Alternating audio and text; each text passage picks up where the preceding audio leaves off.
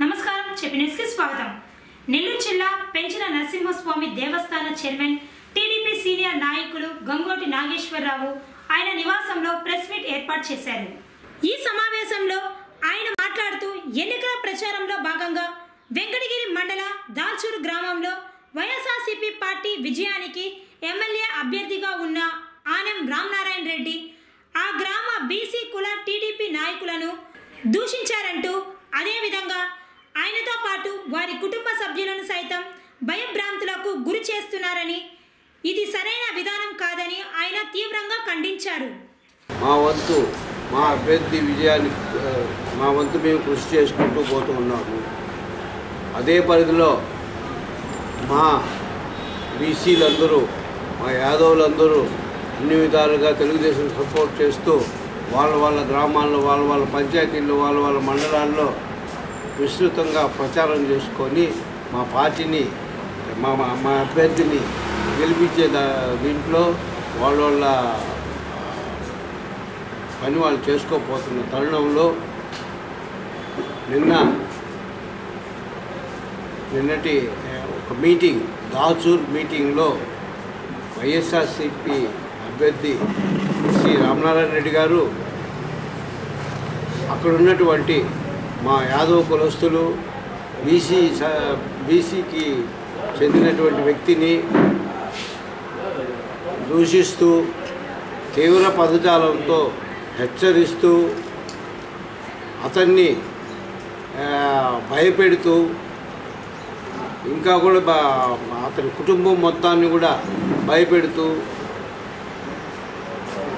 హెచ్చరించినటువంటి ఆ పదజాలం కానివ్వండి, ఆ హెచ్చరికను కానివ్వండి, మా తెలుగుదేశం పార్టీ అదేవిధంగా మా బీసీలందరూ, మా యాదవ్ సోదరులందరూ ఖండిస్తున్నాము.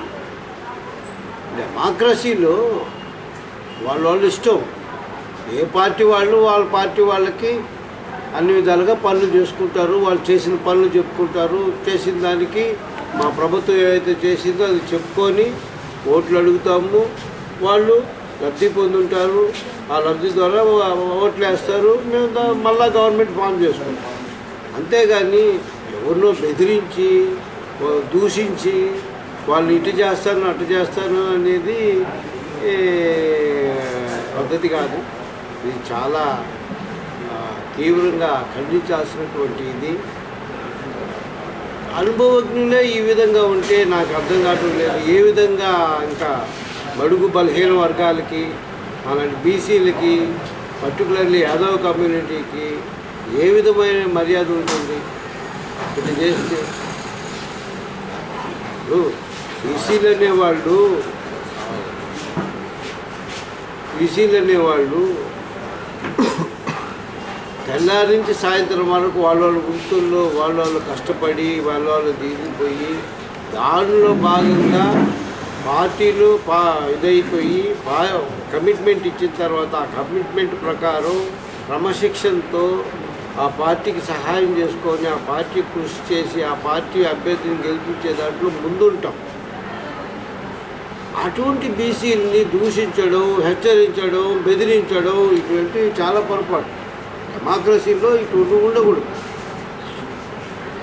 ఎలక్షన్స్ మీరేం చేస్తారో చెప్పుకోండి. మీరేమేం మా బడుగు బలహీన వర్గాలకి, బీసీలకి ఏం చేస్తారో మీరు చెప్పుకోండి. మేము ఇంతవరకు ఏం చేసినాము, ఇంకా ఏం చేయబోతున్నాము అనేది మేము చెప్పుకుంటాం.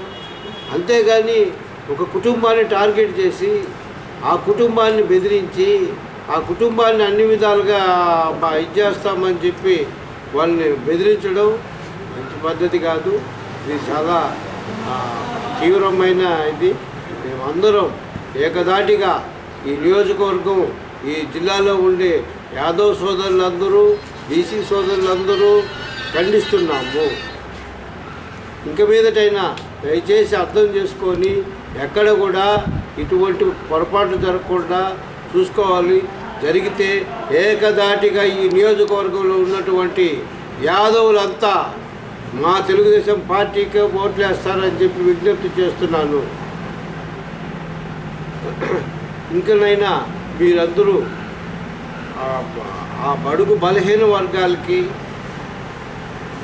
గౌరవ మర్యాదలు ఇచ్చి కాపాడతారని మీ అందరి ద్వారా కోరుకుంటున్నాను, విన్నవించుకుంటున్నాను. అదేవిధంగా హెచ్చరిస్తూ కూడా ఉన్నాను. నమస్కారం.